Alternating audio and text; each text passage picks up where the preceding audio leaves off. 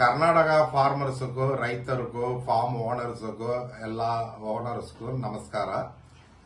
ಈಗ ನಮ್ಮ ಹತ್ರ ತುಂಬಾ ಫಾರ್ಮ್ಸ್ ಕರ್ನಾಟಕದಲ್ಲಿದೆ.